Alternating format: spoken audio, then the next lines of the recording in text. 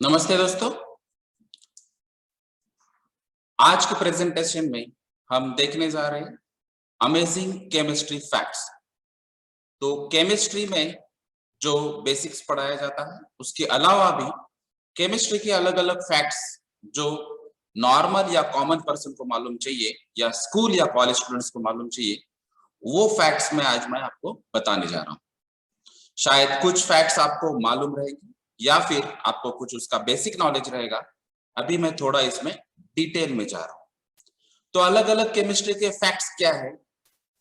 तो first fact है, जो लाइटनिंग स्ट्राइक्स रहता है, यानी कि बिजली, अगर बिजली जब गिरती है तो उस टाइम ओजोन का प्रोडक्शन होता है। तो ये कैसे होता है? तो यहाँ पे देखिए, अगर आपको ये जो लाइटनिंग है पता है कि एक्चुअली जो क्लाउड्स है उसमें टकराव होता है और उसके बाद में जो higher electricity, high voltage electricity, thousands of voltage generate होता है। और ये थाउजेंड्स ऑफ वोल्टेज की वजह से जो एयर है, तो नॉर्मली हमको मालूम है कि एयर में ऑक्सीजन और नाइट्रोजन मेनली अवेलेबल है। तो ये ऑक्सीजन जो है, ये ऑक्सीजन स्प्लिट अप हो जाता है और जो ऑक्सीजन एलिमेंट है या ऑक्सीजन सिंगल एटम है, वो ऑक्सीजन मॉलिक्यूल के साथ मिक्स हो जाता है और वहां पे ओजोन तैयार हो जाता है। जैसे अभी अगर केमिस्ट्री के हिसाब से अगर हम देखेंगे तो उसमें केमिस्ट्री की सिंपल रिएक्शन क्या आती है? तो ऑक्सीजन मॉलिक्यूल जो एयर में अवेलेबल है और हाई वोल्टेज की वजह से, हाई वोल्टेज इलेक्ट्रिसिटी की वजह से, लाइटनिंग की वजह से, बिजली की वजह से यहाँ पे ऑक्सीजन एटम तैयार हो जाता है और ये ऑक्सीजन एटम और ऑक्सीजन मॉलिक्यूल मिला के ओजोन मॉलिक्यूल बन जाता है। तो हमने ये बेसिक्स ऑफ केमिस्ट्री या एनवायरनमेंट में हमने पढ़ा है कि ओजोन जो है वो आपको यूवी रे से, अल्ट्रा वायलेट रे से बचाता है। तो जहां पे डायरेक्ट सनलाइट आने के चांसेस है, तो सनलाइट जो आता है अगर यूवी रेज उसमें रहेंगे तो ये अल्ट्रा वायलेट रेज जो है, तो ये अल्ट्रा वायलेट रेज से हमको बचाता है। तो ये ओजोन कैसे बनता है? तो ये केमिस्ट्री का एक फैक्ट है कि जब लाइटनिंग होती है, हाई इलेक्ट्रिसिटी जनरेट होती है, हाई वोल्टेज जनरेट होता है, तो एयर में या हवा में जो ऑक्सीजन है वो स्प्लिट हो जाता है और वो स्प्लिटेड ऑक्सीजन आइटम जो है वो ऑक्सीजन मॉलिक्यूल के साथ मिलके ओजोन मॉलिक्यूल बना जाता है। तो ये ओजोन मॉलिक्यूल जो है ये आपको अल्ट्रा वायलेट रेज से आपको बचाता है। आपका जो स्किन बर्न का इशू है या फिर कुछ और प्रॉब्लम है स्किन ओरिएंटेड, यूवी रेस के ओरिएंटेड, वो आपको कंट्रोल करता है या प्रोटेक्ट करता है। दूसरा फैक्ट क्या है? जो भी मेटल्स नेचुरली अवेलेबल है उसमें मैक्सिमम मेटल में सिल्वर मिक्स है, लेकिन दो मेटल ऐसे हैं जो है गोल्ड और कॉपर। तो ये गोल्ड और कॉपर में सिल्वर मिक्स नहीं है, जिसको हम बोलते हैं नॉन सिल्वरी मेटल्स। तो ये फैक्ट है कि गोल्ड और कॉपर में ही सिर्फ जो गोल्डन लाइट हम बोलते हैं वो गोल्डन लाइट आता है, और बाकी कोई भी मेटल में अगर आप देखेंगे तो मैक्सिमम चांसेस से उसमें व्हाइट लाइट या फिर white plus yellow mixing light आता है। लेकिन सिर्फ गोल्ड और कॉपर में ही सिर्फ येलोइश लाइट आ सकता है। उसका रीजन है वहां पे सिल्वर मिक्स नहीं है। तो ये मेटल एलिमेंट अगर आप देखेंगे तो यहाँ पे ये क्यों होता है? तो नॉर्मली जो मेटल एलिमेंट आता है तो उसमें पॉजिटिव आयंस, यानी कि हम केमिस्ट्री में उसको बोलते हैं कैटायंस, तो ये कैटायंस वहां पे प्रोड्यूस होते हैं और उसकी वजह से वहां पे मेटालिक बॉन्ड जनरेट होता है। और इसके अलावा वहां पे ये एलिमेंट में जो मेटल्स है उसमें इलेक्ट्रॉन्स जनरेट होते हैं। तो इलेक्ट्रॉन्स जब फ्लो हो जाता है, इसी वजह से जैसे हम बोलते हैं कि what is mean by current, तो करंट क्या रहता है? Electron flow. तो ये इलेक्ट्रॉन अगर एलिमेंट्स में से फ्लो हो जाता है तो वहां पे आपको करंट पास होने के चांसेस है। इसीलिए ये जो मेटल्स है, जैसे हमने बताया अभी यहाँ पे गोल्ड या कॉपर तो इसकी इलेक्ट्रिकल कंडक्टिविटी और थर्मल कंडक्टिविटी दोनों भी अच्छी रहती है। अगर आप देखेंगे साइंस में भी आप कहीं पर भी पढ़ेंगे, इंजीनियरिंग में पढ़ेंगे, तो आपको वहां पे दिखाई देगा कि थर्मल कंडक्टिविटी जो एक प्रॉपर्टी है मेटल की, वो सबसे अच्छी यहाँ पे कॉपर और गोल्ड की है। तो ये थर्मल कंडक्टिविटी के अलावा ये कॉपर वायर हम जैसे अभी आप देखेंगे तो रोज डेली लाइफ में हम जो मोटर्स यूज करते हैं या फिर आप खेती में मोटर्स यूज करते हैं, तो ये मोटर जो यूज करते हैं वो सब मोटर्स में कॉपर के वायर रहता है और वो कॉस्टली रहते हैं। तो ये कॉपर के वायर क्यों यूज होते हैं? तो यहाँ पे इसका रीजन है कि ये एलिमेंट में, कॉपर एलिमेंट में इलेक्ट्रॉन फ्लो के चांसेस और उसकी प्रॉपर्टी इतनी अच्छी है कि वहां पे इलेक्ट्रिकल कंडक्टिविटी आपको अच्छी मिलेगी। इसीलिए हम मैक्सिमम केस में आपको कॉपर यूज करता देखेंगे। उसके अलावा गोल्ड में भी यही प्रॉपर्टी है, लेकिन गोल्ड बहुत ज्यादा कॉस्टली है और इसी वजह से हम गोल्ड की जगह कॉपर यूज करते हैं। तो ये एलिमेंट्स जो है गोल्ड और कॉपर, ये नॉन सिल्वरी मेटल्स है। इसके अलावा उसमें मैंने जैसे बताया कि जो सनलाइट आता है वहां पे जो रिफ्लेक्शन आएगा, तो सिर्फ गोल्ड और कॉपर में ही रिफ्लेक्शन जो है वो सिर्फ येलोइश लाइट में आपको दिखाएगा, क्योंकि वो ब्लू और वायलेट लाइट एब्जॉर्ब कर लेते हैं। और बाकी के मेटल्स अगर आप देखेंगे तो मैक्सिमम मेटल्स में सनलाइट जब आता है तो रिफ्लेक्शन व्हाइट कलर में आता है, लेकिन यही दो सिर्फ मेटल है जहां पे रिफ्लेक्शन जो आता है वो येलोइश लाइट में आता है। तो ये सेकंड फैक्ट है केमिस्ट्री में। थर्ड फैक्ट में जो नॉर्मली हमको मालूम है वाटर, और वाटर का फॉर्मूला मालूम है आपको H2O। लेकिन ये वाटर की स्पेशल कैरेक्टरिस्टिक्स है, ये स्पेशल फैक्ट है कि नॉर्मली अगर आप स्टडी करेंगे केमिस्ट्री साइंस में, इंजीनियरिंग में, तो नॉर्मली पढ़ाया जाता है कि जब भी टेम्परेचर बढ़ता है तो मैक्सिमम सब्सटेंस का, एलिमेंट्स का, मेटल्स का एक्सपांशन होता है, तो उसका वॉल्यूम बढ़ जाता है। ठीक है, जैसे अभी आप रोड कंस्ट्रक्शन में ब्रिज देखेंगे तो हर ब्रिज पे एक बीच में गैप रहता है, तो उसको एक्सपांशन जॉइंट कहते हैं। तो गैप क्यों दिया गया था? क्योंकि जो मेटल्स हम कंक्रीट के साथ यूज कर रहे हैं, तो समर सीजन में धूप में जब टेम्परेचर बढ़ता है तो वहां पे मेटल का ये प्रॉपर्टी रहता है, बेसिकली नेचुरल प्रॉपर्टी कि मेटल एक्सपांड होता है।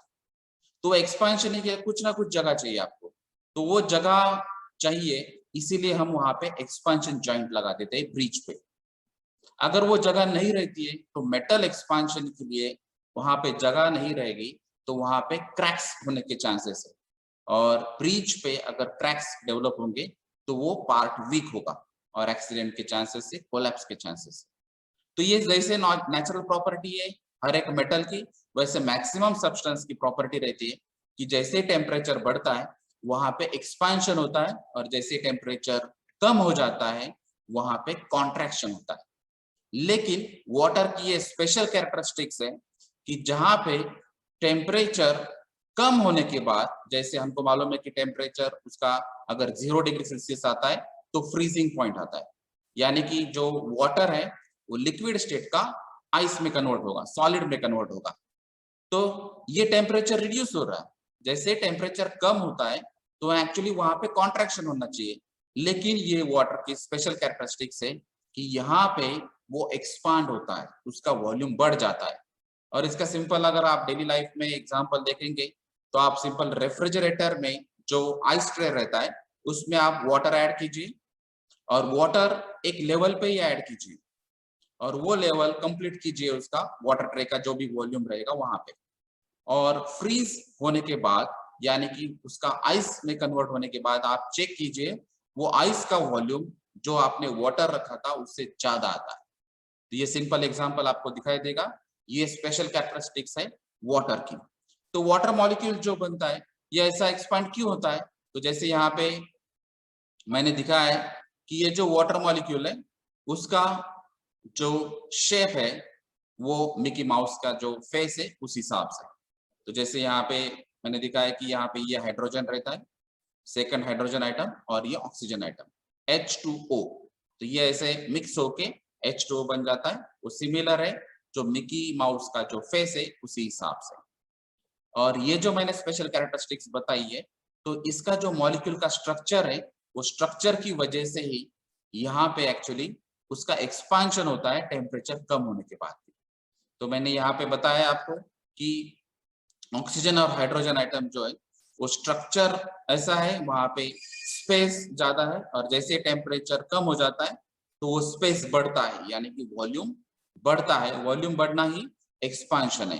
तो जैसे ही ये वाटर आइस में कन्वर्ट होता है तो उसका वॉल्यूम बढ़ जाता है। एक्सपांशन प्रोसेस है, ये स्पेशलिटी है और एक्सेप्शनल केस है बाकी के सब्सटेंस के अलावा। फोर्थ फैक्ट है, जैसे हम बोलते हैं ग्लास, कांच, तो हर जगह आपको कांच दिखाई देगा। जैसे हम विंडो को कांच लगाते हैं, आजकल कांच के डोर भी आते हैं, पार्टीशन भी आते हैं, कांच हम कार्स में भी लगाते हैं, व्हीकल्स में लगाते हैं, हर जगह कांच है। लेकिन अगर आप किसी को भी पूछेंगे तो नॉर्मली 99% आपको आंसर आएगा कि ग्लास जो है वो सॉलिड है। और अगर मैंने बताया कि ग्लास ये एक्चुअली लिक्विड है, तो जैसे मैंने ये GIF में बताया कि you are lying, but it is a fact. तो ये केमिस्ट्री का फोर्थ फैक्ट है जो शायद 99% लोगों को मालूम नहीं रहता है। तो ग्लास एक्चुअली लिक्विड है, सिर्फ उसका मेन कैरेक्टरिस्टिक्स क्या है कि वो बहुत ही स्लो फ्लो होता है। इसकी वजह से नॉर्मली हम उसको सॉलिड बोलते हैं या सेमी सॉलिड बोलते हैं, और ये ग्लास की स्पेशल कैरेक्टरिस्टिक्स है। तो इसमें अलग मेटल ग्लास भी रहते हैं। तो जैसे अगर आपको मालूम रहेगा कि प्राइम मिनिस्टर या उसके VIP जो पर्सन्स रहते हैं, उनके जो व्हीकल्स रहते हैं, जो कार्स यूज होते हैं, उसमें बुलेट प्रूफ ग्लासेस यूज होते हैं।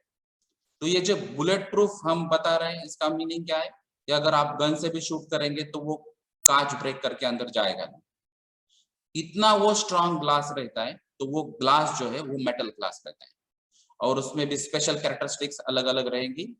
तो ये ग्लास भी है जो मेटल से भी ज्यादा स्ट्रॉन्गर है। तो ऐसे टफेस्ट ग्लास भी अवेलेबल है। और फिर भी हम अगर केमिस्ट्री पॉइंट ऑफ व्यू देखेंगे तो ग्लास फिर भी लिक्विड ही है। तो वो सॉलिड या सेमी सॉलिड जो जनरली हम बात करते हैं सिर्फ समझाने के लिए, लेकिन अगर प्रॉपर्टी वाइज हम देखेंगे तो ग्लास एक्चुअली लिक्विड है। ये एक फोर्थ फैक्ट है केमिस्ट्री का। फिफ्थ फैक्ट है कि अगर आप हाइड्रोजन देखेंगे तो हमारे एनवायरनमेंट में हाइड्रोजन है, कुछ प्रोसेस में हाइड्रोजन है, इवन हमारे बॉडी में भी हाइड्रोजन है। जो हमने पहले जो वीडियो मैंने बताया था उसमें भी मैंने बताया था कि बॉडी में अपने हाइड्रोजन और कार्बन है। तो मैक्सिमम ऑर्गेनिक सब्सटेंस से ये बॉडी बनती है। तो ये जो हाइड्रोजन है, इसका अगर आप देखेंगे तो ये कितना पुराना है, 13.5 बिलियन ईयर्स ओल्ड। ये फैक्ट है। नॉर्मली हम ऐसा लगता है कि ये पॉसिबल ही नहीं है, या इतना पुराना हाइड्रोजन कैसे पॉसिबल है।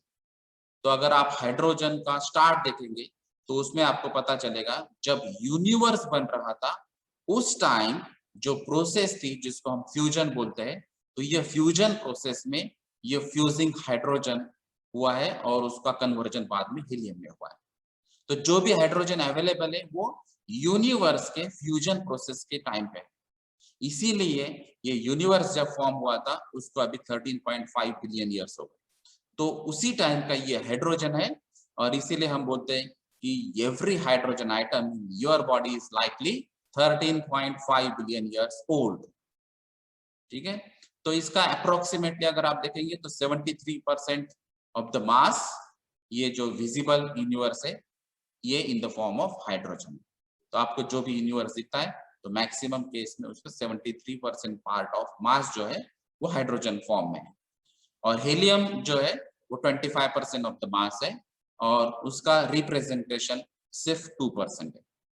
तो ये अगर हीलियम भी आता है तो ये हाइड्रोजन फ्यूज होने के बाद में हीलियम बनता है। तो इसका मेन सोर्स भी वापस हाइड्रोजन ही है। तो ये मैक्सिमम अगर आप देखेंगे यूनिवर्स में हाइड्रोजन, हीलियम या फिर उसके डेरिवेटिव्स अलग अलग।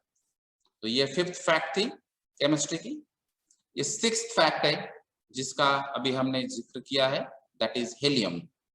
तो ये सुपर फ्लूइड हीलियम जिसको बोलते हैं। लेकिन ये सुपर फ्लूइड कब बनता है, तो उसका एक स्पेसिफिक टेम्परेचर है, तभी हम उसको बोल सकते हैं सुपर फ्लूइड एलिमेंट। तो ये एक्चुअली टेम्परेचर क्या है, तो यहाँ पे दिखाया मैंने 2.17 केल्विन। तो अगर ये 0 केल्विन बन जाता है तो उसको हम नॉर्मली बोलते हैं एब्सोल्यूट टेम्परेचर। तो ये एब्सोल्यूट टेम्परेचर के नियर अबाउट है, लेकिन अगर परफेक्ट टेम्परेचर देखेंगे तो ये 2.17 केल्विन है। अगर ये टेम्परेचर पे हमने अगर हीलियम देखा तो उसको हम बोलेंगे सुपर फ्लूइड। इसको सुपर फ्लूइड क्यों बोला जाता है? क्योंकि इसका जो पॉइंट है, ये जो टेम्परेचर है जिसको नॉर्मली लैम्बडा पॉइंट बोलते हैं हीलियम के बारे में, और इसका जो प्रॉपर्टी चेंज होता है वो प्रॉपर्टी मेनली है जीरो विस्कोसिटी। तो विस्कोसिटी हर फ्लूइड का कुछ ना कुछ रहता है, जीरो विस्कोसिटी वाला कोई भी फ्लूइड नहीं है। इवन जो हम पानी की बात करते हैं तो कम से कम विस्कोसिटी है पानी की, लेकिन जीरो नहीं। तो विस्कोसिटी क्या रहती है? Resistance to flow. तो जब कोई भी लिक्विड या गैस, इसको हम फ्लूइड बोलते हैं, तो जब फ्लो होता है तो कुछ ना कुछ रेजिस्टेंस वहां पे रहता है। तो ये जो रेजिस्टेंस है, तो रेजिस्टेंस टू फ्लो, इसको हम विस्कोसिटी बोलते हैं।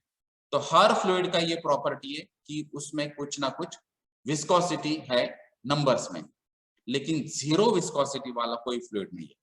लेकिन अगर हम हीलियम की बात करेंगे तो हीलियम ये पर्टिकुलर टेम्परेचर पे, यानी कि 2.17 केल्विन पे, वो बन जाता है सुपर फ्लूइड, यानी कि जीरो विस्कोसिटी वाला फ्लूइड। तो यहाँ पे ये इजीली कोई भी पोर में से आराम से फ्लो हो सकता है विदाउट एनी फोर्स। तो ये मेन स्पेसिफिक कैरेक्टरिस्टिक्स है हीलियम की, लेकिन एक पर्टिकुलर टेम्परेचर के बाद ही उसका हीलियम, जो नॉर्मल हीलियम है, वो सुपर फ्लूइड हीलियम में कन्वर्ट हो जाता है।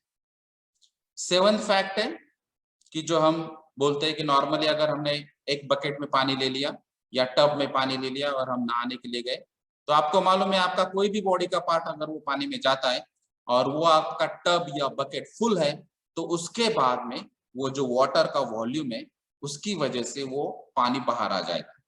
और ये हमने ऑलरेडी आर्किमिडीज लॉज में या प्रिंसिपल में ऑलरेडी पढ़ा है। तो फिजिक्स में ऑलरेडी ये हमने पढ़ा है कि आर्किमिडीज ने बताया कि जैसे ही कोई एक्सटर्नल सब्सटेंस पानी में ऐड हो जाता है, अगर उसका वॉल्यूम फुल है तो वो पानी बाहर आएगा। तो जितना वॉल्यूम वो सब्सटेंस का रहेगा उतना ही वॉल्यूम का वाटर बाहर आएगा। ये बेसिक प्रिंसिपल हमने ऑलरेडी पढ़ा है। लेकिन अगर आप केमिस्ट्री पॉइंट ऑफ व्यू देखेंगे तो इसमें एक स्पेशल फैक्ट है जिसको हम बोलते हैं सॉल्ट एडिशन। तो अगर ये सॉल्ट हमने वाटर में ऐड कर दिया तो सरप्राइजिंगली वाटर लेवल डिक्रीज होता है। नॉर्मली हम क्या बात कर रहे हैं कि जैसे ही सब्सटेंस वाटर में ऐड करेंगे तो उतना जो सब्सटेंस हमने ऐड किया है उतना वॉल्यूम लेवल बढ़ जाएगा, या फिर उतना पानी बाहर आएगा, या फिर वो अगर फुल होता है तो। अगर वो फुल नहीं है तो आप अगर सिंपल ग्लास लेंगे तो जो भी वाटर लेवल रहेगा उसमें से वो वाटर लेवल इंक्रीज होगा। तो जितना भी वॉल्यूम हम सब्सटेंस का एडिशन करेंगे या कोई पार्ट एडिशन करेंगे तो उतना वॉल्यूम लेवल बढ़ जाएगा। लेकिन सरप्राइजिंगली अगर हम सोडियम क्लोराइड या सॉल्ट अगर ऐड करते हैं तो केमिस्ट्री पॉइंट ऑफ व्यू अगर हम इसको स्टडी करेंगे तो इसका वॉल्यूम जो है एक्चुअली डिक्रीज होता है अप टू 2%। तो ये रिडक्शन इन लेवल है सोडियम क्लोराइड की वजह से with respect to water only. तो इसमें जो मॉलिक्यूल्स है वो मॉलिक्यूल का स्ट्रक्चर ऐसे चेंज होता है सॉल्ट की प्रेजेंस की वजह से कि उसका रिडक्शन हो जाता है। जैसे हमने इसके पहले फैक्ट बताया कि वाटर की स्पेशल कैरेक्टरिस्टिक्स थी कि अगर टेम्परेचर डिक्रीज होता है तो वो एक्सपांड होता है। तो यहाँ पे अगर सॉल्ट एडिशन रहता है और वाटर के साथ रिएक्ट होता है तो यहाँ पे उसका वॉल्यूम रिड्यूस हो रहा है। उसका स्पेस स्ट्रक्चर इस हिसाब से है कि सॉल्ट की प्रेजेंस में वाटर मॉलिक्यूल डिक्रीज होते हैं, उसका वॉल्यूम रिडक्शन हो जाता है, और इसकी वजह से जो भी आप ग्लास ऑफ वाटर रहेगा या फिर बकेट रहेगा, टब रहेगा, उसका लेवल डिक्रीज होगा। तो ये एक स्पेशल फैक्ट है वाटर और सॉल्ट रिलेटेड। नेक्स्ट फैक्ट है डायमंड। तो ये डायमंड और ग्राफाइट सबको मालूम है। तो नॉर्मली पेंसिल्स जो नॉर्मल यूज करते हैं हम डेली लाइफ में, तो उसमें जो सब्सटेंस रहता है वो रहता है ग्राफाइट। बहुत लोग उसको कार्बन भी बोलते हैं। तो एक्चुअली ये कार्बन के अलग अलग डेरिवेटिव्स है। तो उसमें ग्राफाइट मेन है। अगर आप डायमंड की बात करेंगे तो डायमंड में भी कार्बन ही है, यानी कि ग्राफाइट ही है। तो कार्बन की डेरिवेटिव्स है दोनों। लेकिन आपको मालूम है कि मार्केट में अगर आप प्राइस देखेंगे उसकी, तो डायमंड की प्राइस बहुत ज्यादा है और पेंसिल्स की या उसमें से जो ग्राफाइट मिलता है उसकी प्राइस बहुत कम है। तो ये फैक्ट है कि मेन रॉ मटेरियल अगर आप देखेंगे तो सेम है, लेकिन उसके प्राइजेस अलग है। उसका रीजन है कि जो भी स्ट्रक्चर है और जिसको जो टाइम है, जो प्रोसेस है, और नॉर्मली अगर उसको हम बोलेंगे एलोट्रोप्स, तो केमिस्ट्री में एक वर्डिंग है एलोट्रोप्स। तो ये एक्चुअली कार्बन के अलग अलग रूप है।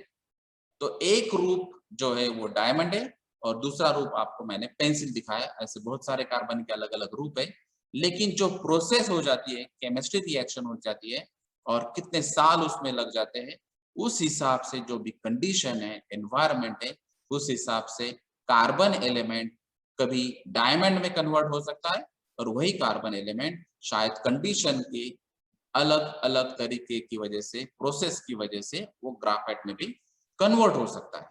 तो ये केमिस्ट्री की फैक्ट है कि रॉ मटेरियल एक ही है कार्बन, और उसके अगर आप देखेंगे तो एलोट्रोप्स अलग अलग है और उसके प्रॉपर्टीज और उसके प्राइसेस यानी कि कॉस्टिंग बहुत ज्यादा अलग है। नेक्स्ट फैक्ट है जिसको हम एलिमेंट बोलेंगे एस्टाटाइन, जिसको हम बोलेंगे रेयरेस्ट एलिमेंट। तो केमिस्ट्री में अगर आप देखेंगे, केमिकल इंजीनियरिंग में देखेंगे, तो more than 5 crore elements available है, केमिकल्स अवेलेबल है। हर एक का स्टडी करना बहुत डिफिकल्ट है, लेकिन आपको मालूम है कि वैल्यूएबल केमिकल्स या फिर कॉस्टली केमिकल्स या फिर रेयरेस्ट केमिकल्स स्टडी किए जाते हैं, और ये रेयरेस्ट केमिकल है। तो ये एस्टाटाइन रेयरेस्ट केमिकल क्यों है? तो आपको ये क्वांटिटी से ही पता चलेगा कि ये जो केमिकल है ये सिर्फ 28 ग्राम ऑफ द एलिमेंट इतना ही अवेलेबल है, इसीलिए इसको रेयरेस्ट बोला जाता है। ये रेयरेस्ट एलिमेंट क्यों है? Only 28 grams elements are available. अगर आप बाकी के देखेंगे तो केजीज में है, टन्स में है, मेट्रिक टन्स अलग अलग क्वांटिटीज में, जैसे हम कोल की बात करेंगे या फिर गैसेस की बात करेंगे या फिर अलग अलग जो गैसेस या लिक्विड सॉलिड्स अवेलेबल है, उसमें अगर आप देखेंगे तो मैक्सिमम केमिकल्स ये टन्स में है, बहुत सारे केमिकल केजीज में है अवेलेबल। लेकिन ये जो एलिमेंट है जो 28 ग्राम में सिर्फ अवेलेबल है, इसीलिए उसको रेयरेस्ट एलिमेंट बताया जाता है। और इसका जो नाम है एस्टाटाइन, ये कहाँ से आया है? तो ये एस्टाटोज, ये एक्चुअली ग्रीक वर्ड है और इसका जो प्रॉपर्टी है वो नेचुरली सेमी मेटल प्रोड्यूस करने वाला प्रॉपर्टी है, जिसका डिकेइंग अगर हो गया तो ये यूरेनियम और थोरियम बनाता है। तो ये अलग अलग उसके प्रॉपर्टीज है और बहुत सारे साइंटिस्ट ने ये बनाने की कोशिश की और उसमें सिर्फ 0.00000005 ग्राम्स ये बना पाए। इसका मीनिंग है ये बनाने के लिए भी जो प्रोसेस है वो डिफिकल्ट है, कॉस्टली है, और इसी वजह से भी इसको रेयरेस्ट एलिमेंट कहा जाता है। तो ये 9th फैक्ट है केमिस्ट्री की, एस्टाटाइन एलिमेंट्स। 10th पॉइंट है बकीबॉल्स। तो नॉर्मली जैसे अभी हमने कार्बन की बात की, तो कार्बन के अलग अलग एलोट्रोप्स है, कार्बन के अलग अलग डेरिवेटिव्स है, उसके अलग अलग सब्सटेंसेस है, उसमें से ये सबसे कॉस्टलियर एलिमेंट है जिसको हम बोलेंगे बकीबॉल्स। तो ये बकीबॉल अगर आपको ये पिक्चर में दिखाई देता है तो ये एक्चुअली इसका स्ट्रक्चर है। तो ये स्ट्रक्चर के हिसाब से कार्बन एलिमेंट ज्वाइंट रहता है। अगर आप आज की डेट में नैनो टेक्नोलॉजी के बारे में अगर आपने सुना होगा, तो नैनो टेक्नोलॉजी में फ्लोरेंस एक केमिकल है जो कार्बन का ही डेरिवेटिव है, ग्राफाइट का डेरिवेटिव है, और ये जो हम बता रहे हैं यहाँ पे जिसको बोलते हैं हम एंडोहेड्रल फ्लोरेंस। तो ये फ्लोरेंस की अगर आप कॉस्टिंग देखेंगे तो ये कॉस्टिंग है $167 मिलियन पर ग्राम। तो नॉर्मली हमको जो फर्स्ट ईयर एलिमेंट्स मालूम रहते हैं उसमें हम बात करते हैं गोल्ड की, ये गोल्ड से भी ज्यादा महंगा। अगर आप ये पर ग्राम देखेंगे तो ये 167 मिलियन डॉलर्स में सेल हो चुका है। तो इसको ये बकीबॉल मॉडल से, जो एक्चुअली कार्बन मटेरियल है और ये कार्बन डेरिवेटिव है, और इन्होंने एक कंपनी ने ये एक्चुअली 200 माइक्रोग्राम्स प्योर एंडोहेड्रल फुलरेंस सेल किया है और वहां पे उनको मिला है $33,400। तो ये अलग अलग अगर आप एलिमेंट्स चेक करेंगे तो गोल्ड से भी ज्यादा महंगा अगर आप एलिमेंट देखेंगे तो वो है कार्बन का डेरिवेटिव या ग्राफाइट का डेरिवेटिव, जिसको हम बोलेंगे फुलरेंस। और उसका ये स्ट्रक्चर है और ये स्ट्रक्चर की वजह से ये एक्चुअली फेमस हो चुका है, जिसको बकीबॉल मॉडल कहते हैं। तो ये अलग फैक्ट है। नॉर्मली ये हमको मालूम नहीं रहता कि गोल्ड से ही ज्यादा महंगा क्या हो सकता है। तो ये एलिमेंट है केमिस्ट्री का। ये 11th फैक्ट है। नॉर्मली हमको मालूम रहता है कि बॉडी का जो स्ट्रक्चर है, अगर कोई भी आपको प्रोसेस करना है, अगर कुछ आपको रिसर्च करना है, तो उसमें मेन एलिमेंट रहता है डीएनए। तो ये डीएनए एक्चुअली मेन क्या बात है, ब्लूप्रिंट फॉर द लाइफ। तो आपका डिटेल हिस्ट्री स्ट्रक्चर आपको बता सकता है डीएनए। तो ये डीएनए का अगर आप स्ट्रक्चर देखेंगे तो ये आपको जीआईएफ में मैं बताता हूँ, ये स्ट्रक्चर नॉर्मली ऐसा रहता है। तो ये जो स्ट्रक्चर है, ये स्ट्रक्चर नेचुरली फ्लेम रिटार्डेंट है। जैसे अभी नॉर्मली हम बात करते हैं कि कोई भी फायर कैच होता है, फायर इंसिडेंट होता है, फायर हजार्ड्स की चांसेस है, तो वहां पे फ्लेम रिटार्डेंट केमिकल्स यूज होने चाहिए। फ्लेम रिटार्डेंट आपके जो स्ट्रक्चर से, इक्विपमेंट से या फिर फर्नीचर से, वो फ्लेम रिटार्डेंट केमिकल से या फिर कोटिंग से रहने चाहिए। कि अगर वहां पे अगर फायर कैच होता है अनफॉर्चुनेटली, तो वहां पे कंटिन्यूअस फायर कैच नहीं होना चाहिए। इसलिए अगर फायर रिटार्डेंट केमिकल्स आप यूज करेंगे तो फायर से कम नुकसान होगा। तो ये एक्चुअली अपने बॉडी में जो डीएनए, उसका ये नेचुरल प्रॉपर्टी है कि ये फ्लेम रिटार्डेंट केमिकल है। और उसका मेन अगर आप रीजन देखेंगे तो ये जब फायर कैच होता है या फिर टेम्परेचर बढ़ता है, तो यहाँ पे आपको पता चलेगा कि यहाँ पे फॉस्फेट कंटेनिंग बैकबोन्स है। तो ये आपके बैकबोन्स में फॉस्फेट रहते हैं और वहां पे फॉस्फोरिक एसिड रहता है। और ये फॉस्फोरिक एसिड का प्रॉपर्टी है कि वो वाटर रिमूव कर देगा जैसे टेम्परेचर बढ़ेगा, और वहां पे रिमेनिंग क्या रहता है, तो फ्लेम रेजिस्टेंस केमिकल वहां पे बन जाएगा। तो जैसे ही फायर कैच होने की वजह से टेम्परेचर बढ़ेगा, तो आपके बैकबोन में जो फॉस्फेट है वो फॉस्फोरिक एसिड में कन्वर्ट होगा। और ये फॉस्फोरिक एसिड का प्रॉपर्टी है कि वो वाटर रिमूव करेगा बॉडी में से, और वहां पे आपको जो केमिकल बनेगा वो केमिकल है फ्लेम रेजिस्टेंस केमिकल। तो ये कार्बन रिच रेसिड्यू है और इसी वजह से डीएनए का नेचुरल प्रॉपर्टी यहाँ पे बन जाता है कि ये फ्लेम रिटार्डेंट केमिकल। तो ये नेचुरल आपका फ्लेम रिटार्डेंट केमिकल आपके बॉडी में ही प्रेजेंट है। ये आपका केमिस्ट्री का 11th फैक्ट है। 12th फैक्ट ये है कि अगर जैसे अभी आपका रेनी सीजन चल रहा है, तो आपको मालूम है कि एक एक इंच भी रेन गिर जाता है। एमएम में हम बात करते हैं कि इतना एमएम यहाँ पे ये सिटी में हुआ है, उतना एमएम ये सिटी में हुआ है। तो ये रेन यानी कि लिक्विड वाटर, इसका अगर हम कंपैरिजन करेंगे स्नोफॉल से, तो यहाँ पे चेक कीजिए फैक्ट क्या है, 1 inch of the rain is equal to the 10 inches of snow. तो अगर आपका 1 इंच भी रेन यहाँ पे लेवल है तो इक्विवेलेंट है वो 10 इंचेस ऑफ स्नो। तो जितना भी स्नो गिरता है, जैसे हम नॉर्मली कोल्ड कंट्रीज में देखते हैं स्नोफॉल होता है, तो 10 इंचेस का जो स्नोफॉल है वो आपके कंट्रीज में या कोई भी कंट्रीज में 1 इंच ऑफ रेन है। तो ये क्यों है, वापस वाटर यानी कि पानी की प्रॉपर्टी है। तो ये जो इक्विवेलेंट टेम्परेचर नॉर्मली हम बात करते हैं 0 डिग्री सेल्सियस या 32 डिग्री फ़ारेनहाइट, हमने अप्रोक्सीमेटली 30 डिग्री फ़ारेनहाइट लिखा है। तो इसकी वजह से, ये टेम्परेचर की वजह से ये जो हम 0 डिग्री सेल्सियस की बात करते हैं, जो फ्रीजिंग पॉइंट है वाटर का, तो ये वापस ये प्रॉपर्टी में चेंज होता है। 1 inch of liquid precipitation would fall as 10 inches of snow. तो ये प्रॉपर्टी, ये टेम्परेचर की वजह से यहाँ पे ये लिक्विड प्रेसिपिटेशन ऐसा बन जाता है कि वहां पे 1 inch rain equivalent to 10 inches of snow में कन्वर्ट होता है। तो ये एक्चुअली हमने जैसे बताया था कि टेम्परेचर जैसे कम होता है तो उसका वॉल्यूम बढ़ता है। तो कितना बढ़ता है, तो यहाँ पे आपको पता चलेगा कि 1 इंच ऑफ रेन अगर 0 डिग्री सेल्सियस पे जाता है वो 10 इंच में स्नो में कन्वर्ट होता है, यानी कि आइस में, सॉलिड में। तो ये भी एक फैक्ट है। 13th फैक्ट है रबर ओरिएंटेड। तो नॉर्मली सभी को मालूम है कि व्हीकल्स में हम टायर यूज होते हैं और ये टायर ये पॉलीमर है। तो ये एक फैक्ट है कि ये एक सिंगल एलिमेंट है, एक सिंगल जायंट पॉलीमराइज्ड मॉलिक्यूल है। तो नॉर्मली हम पॉलीमर्स की बात करेंगे, मोनोमर्स की बात करेंगे तो लैबोरेटरी बेसिस पे स्मॉल एलिमेंट्स की रिएक्शन में बात करते हैं या फिर कुछ ग्राम्स में, मिलीग्राम्स में बात करते हैं। लेकिन यहाँ पे अगर आप टायर देखेंगे तो ये टायर एक सिंगल एलिमेंट है, एक सिंगल जायंट पॉलीमराइज्ड मॉलिक्यूल है।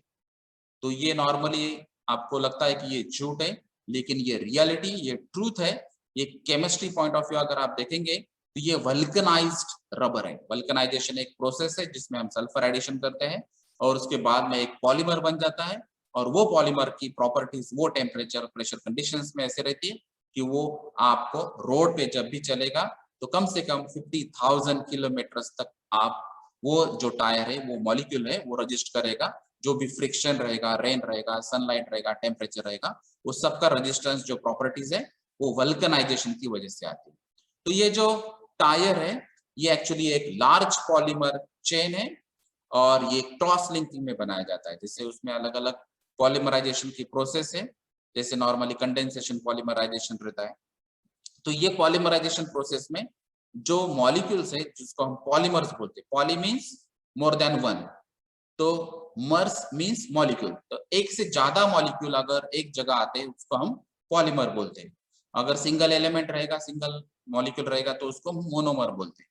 तो अलग अलग पॉलीमर्स लिंक हो जाते, कनेक्ट हो जाते, और अगर वो क्रॉस लिंकिंग में कनेक्ट हो जाते तो वल्कनाइजेशन प्रोसेस में अगर आप रबर यूज करेंगे तो ये रबर का एक जायंट पॉलीमराइज्ड मॉलिक्यूल हम बना सकते हैं और ये एज अ टायर उसको हम स्ट्रक्चर दे सकते हैं। तो ये भी एक फैक्ट है केमिस्ट्री कि एक ही सिंगल लार्ज पॉलीमर मॉलिक्यूल यहाँ पे टायर में कन्वर्ट हो सकता है। नेक्स्ट फैक्ट है कि जो हम नॉर्मली व्हीकल्स में आज की डेट में अगर आप चेक करेंगे तो ड्राइवर्स को ड्राइवर्स या बहुत सारे अभी एयर बैग्स वहां पे अवेलेबल रहते हैं। तो कुछ कंपनीज ने 6 एयर बैग्स दिए एक ही व्हीकल में, एक ही कार में। कुछ कंपनीज में एटलीस्ट सिंगल एयर बैग दिया है जो ड्राइवर सीट पे नॉर्मली रहता है। लेकिन आपको ये फैक्ट मालूम है क्या कि ये एयर बैग में सोडियम एजाइड एक टॉक्सिक केमिकल यानी कि जैसे हम पॉइजनस कैटेगरी बोलते हैं कि जिसकी वजह से आपको बॉडी में प्रॉब्लम हो सकते हैं। तो शायद ये केमिकल्स की वजह से अगर आपने इनहेल कर लिया उसको, तो हवा के साथ उसको अंदर ले लिया बॉडी में, या फिर आपने गलती से उसको खा लिया, या फिर आपके स्किन थ्रू भी वो जा सकता है। तो ऐसे अलग अलग केमिकल्स के जिसका एडवर्स इफेक्ट, निगेटिव इफेक्ट होता है आपके बॉडी पे, आपके हेल्थ पे, तो ये सब सारे टॉक्सिक केमिकल्स बोले जाते हैं। तो उसमें से एक टॉक्सिक कैटेगरी का केमिकल सोडियम आइजाइड ये आपके एयर बैग में यूज होता है। तो ये फैक्ट है। लेकिन ये टॉक्सिक केमिकल यूज होने के बाद भी आपको या फिर एक्सीडेंट के बाद में एयर बैग्स की वजह से प्रॉब्लम क्यों नहीं आते, तो ये आपको केमिस्ट्री यहाँ पे पढ़ना पड़ेगा कि सोडियम एजाइड का ये प्रॉपर्टी है कि यहाँ पे वो टेम्परेचर जैसे ही बढ़ जाता है तो टेम्परेचर बढ़ने के बाद वो सोडियम एजाइड ये नाइट्रोजन में कन्वर्ट हो जाता है। तो ये इसका स्पेशल प्रॉपर्टी है, क्योंकि जैसे एक्सीडेंट हो जाता है, एक्सीडेंट की वजह से फ्रिक्शन होता है और वो सेंस जो है वो सेंसर वहां पे लगाए रहते हैं एयर बैग्स के पास, और वो टेम्परेचर जैसे ही सेंस करता है वैसे ही उतना सफिशिएंट टेम्परेचर रहता है सोडियम एजाइड को नाइट्रोजन गैस में कन्वर्ट। और नाइट्रोजन आपको मालूम है कि नाइट्रोजन की प्रॉपर्टी एक इनर्ट गैस है और इनर्ट गैस की वजह से आपको कुछ प्रॉब्लम नहीं होगा। इसीलिए सोडियम एजाइड एक टॉक्सिक केमिकल्स एयर बैग में यूज करने के बाद में आपको फिर भी कुछ प्रॉब्लम नहीं आते हैं। ये एक्चुअली एक फैक्ट है। उसके बाद में ये एक इंटरेस्टिंग फैक्ट है, जैसे हम नॉर्मली अपने नाम के हिसाब से बहुत सारे अलग अलग कुछ ना कुछ सिंबल बनाते हैं, बहुत सारे अलग अलग मीडिया में भी आप शेयर करते हैं कि this is P and this P is special for Praveen etcetera etcetera. लेकिन ये साइंटिस्ट एक स्पेशल साइंटिस्ट है, ये केमिस्ट है जिसका नाम उन्होंने अलग अलग केमिस्ट्री के एलिमेंट से यूज किया था। ये एक ही सिंगल साइंटिस्ट ऐसा है और उसका सिनोनिम्स या नियर अबाउट उसका जो नाम का मीनिंग है, एलिमेंट्स का मीनिंग है, उनके नाम के साथ जोड़ा जाता है और उन्होंने ये खुद किया है। जैसे आप देखो यहाँ पे कि ये Hg, तो Hg एक्चुअली केमिस्ट्री का एलिमेंट है जिसका नाम है सेबोर्जियम और ये साइंटिस्ट का नाम है सेबोर्ज। उसके बाद में ये Lr एलिमेंट है केमिस्ट्री का जिसका नाम है लॉरेंसियम और इनका नाम है लॉरेंस। उसके बाद में एलिमेंट उन्होंने यूज किया है बीके। बीके का एलिमेंट है केमिस्ट्री में बर्केलियम और उनका जो एड्रेस था उसके लिए उन्होंने यूज किया था, वो जो नेशनल लैबोरेटरीज में काम करते थे वो लैबोरेटरी का नाम था बर्कले। और उसके बाद में उन्होंने यूज किया था CF, तो वो जो लोकेशन था वो था कैलिफोर्निया और ये CF केमिस्ट्री का एलिमेंट है कैलिफोर्निया। और बाद में उन्होंने एलिमेंट यूज किया था AM, एलिमेंट है अमेरिसियम और उन्होंने उनका कंट्री था अमेरिका। तो आपको ये पता चला कि वो यूज करते थे Hg, Lr, Bk, CF, AM। इसका मीनिंग है कि उनका नाम था सेबोर्ज, वो सेबोर्ज लॉरेंस और वो बर्कले नेशनल लैबोरेटरी में काम करते थे जो कैलिफोर्निया में है और कंट्री है अमेरिका। तो ये भी एक इंटरेस्टिंग केमिस्ट्री फैक्ट है। 16th फैक्ट है एयर की प्रॉपर्टी। नॉर्मली अभी सभी जगह एयर अवेलेबल है इसीलिए हम उसको एटमॉस्फेयर बोलते हैं। जैसे आप वहां पे बैठे, मैं यहाँ पे बैठा हूँ, या फिर ग्लोब में पृथ्वी पे आप कहीं पर भी बैठिए वहां पे हवा प्रेजेंट है। तो ये जो एयर है अगर आप एक उसका टेम्परेचर देखेंगे तो ये टेम्परेचर पे जिसको बोलते हैं हम -190 डिग्री सेल्सियस, तो ये -190 डिग्री सेल्सियस पे एयर का प्रॉपर्टी चेंज होता है। तो ये एयर नॉर्मली गैसियस फॉर्म में है, तो ये गैसियस फॉर्म का जो एयर है वो लिक्विड स्टेट में कन्वर्ट हो जाता है और जैसे ही ये लिक्विड स्टेट में कन्वर्ट हो जाता है तो उसके भी प्रॉपर्टीज चेंज हो जाती है और ये लिक्विड स्टेट में कन्वर्ट होने के बाद उसके एप्लीकेशंस जो है मेनली रेफ्रिजरेशन सिस्टम्स के लिए होते हैं।